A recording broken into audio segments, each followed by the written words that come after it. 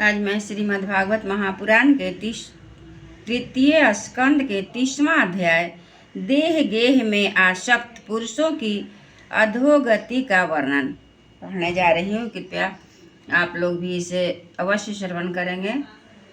अच्छा लगे तो लाइक सब्सक्राइब जरूर करिएगा। ओम नमो भगवते वासुदेवाय। ओम नमो भगवते वासुदेवाय। ओम नमो भगवते वासुदेवाय। ओम नमो भगवते वासुदेवाय। ओम नमो भगवते वासुदेवाय।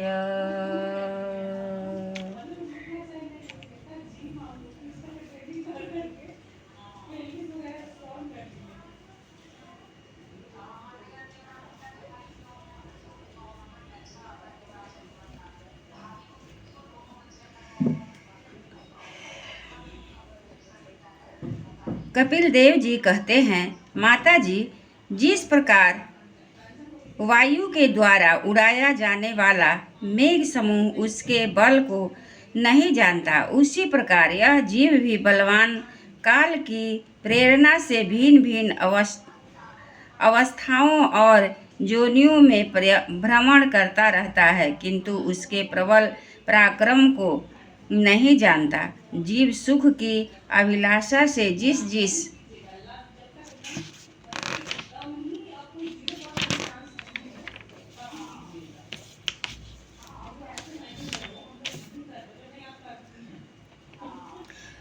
जिस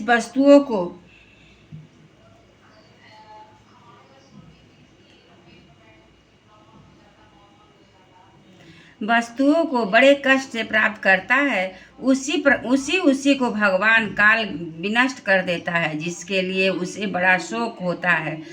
इसका कारण यही है कि वह मंदमती जीव अपने इस नाशवान शरीर और उसके संबंधियों के घर, खेत और धन आदि को मोह बस नित्य मोह मान लेता है। इस संसार में यह जीव जिस जोनि में जन्म लेता है, उसी में आनंद मनाने लगता है और उससे विरक्त नहीं होता। यह भगवान की माया से ऐसा मोहित हो रहा है कि कर्मवश नार की जोनियों में जन्म लेने पर भी वहाँ के विष्ठा आदि भोगों में ही सुख मानने के कारण उसे भी छोड़ना नहीं चाहता। यह मूर्ख अपने शरीर, स्त्री, पुरुष, गृह, पशु, धन और बंधु बांधवों में अत्यंत आसक्त होकर उनके संबंध में नाना प्रकार के मनोरथ करता हुआ अपने को बड़ा भाग्यशाली समझता है। इनके पालन पोषण की चिंता से इसके संपूर्ण अंग जलते रहते हैं, तथापि दुर्वासनाओं से दूषित हृदय होने के कारण यह मूढ़ निरंतर इन्हीं के लिए तरह तरह के पाप करता रहता है। उल्टा स्त्रियों के द्वारा एकांत में संभोग आदि समय प्रदर्शित किए हुए कपटपूर्ण प्रेम से तथा बालकों की मीठी मीठी बातों में मन और इंद्रियों में फंस जाने से गृहस्थ पुरुष घर के दुख प्रधान कपटपूर्ण कर्मों में लिप्त हो जाता है। उस समय बहुत सावधानी करने पर यदि उसे किसी दुख का प्रतिकार करने में सफलता मिल जाती है, तो उसे ही वह सुख सा मान लेता है। जहाँ तहाँ से भयंकर हिंसा वृत्ति के द्वारा धन संचय कर वह ऐसे लोगों को पोषण करता है जिनके पोषण से नरक में जाता है। स्वयं तो उनके खाने पीने से बचे हुए अन्न को ही खाकर रहता है। बार बार प्रयत्न करने पर भी जब इसकी कोई जीविका नहीं चलती, तो यह लोभ बस अधीर हो जाने से दूसरे के धन की इच्छा करने लगता है। जब मंद भाग्य के कारण इसका कोई प्रयत्न नहीं चलता, और वह यह मंदबुद्धि धनहीन होकर कुटुंब के भरण पोषण में असमर्थ हो जाता है, तब अत्यंत दीन और चिंतातुर होकर लंबी लंबी सांसें छोड़ने लगता है। इसे अपने पालन पोषण में असमर्थ देखकर वे स्त्री पुत्रादि इसका पहले के समान आदर नहीं करते। जैसे कृपण किसान बूढ़े बैल की अपेक्षा कर देते हैं, फिर भी उसे वैराग्य नहीं होता। इन्हें उसने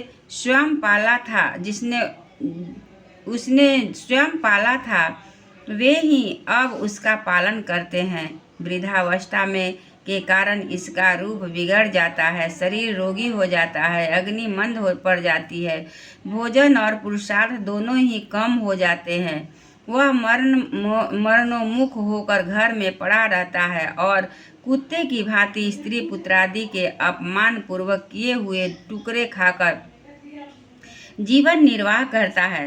मृत्यु का समय निकट आने पर वायु के उत्क्रमण से इसकी पुतलियां चढ़ जाती है, श्वास प्रश्वास की नलिकाएं कफ से रुक जाती है, खांसने और सांस लेने में भी इसे बड़ा कष्ट होने लगता है तथा कफ बढ़ जाने के कारण कंठ में घुरघुराहट होने लगता है। यह अपने शोकातुर बंधु बांधवों से घिरा हुआ पड़ा रहता है और मृत्यु पास के वशीभूत हो जाने से उनके बुलाने पर भी नहीं बोल सकता। इस प्रकार जो मूढ़ पुरुष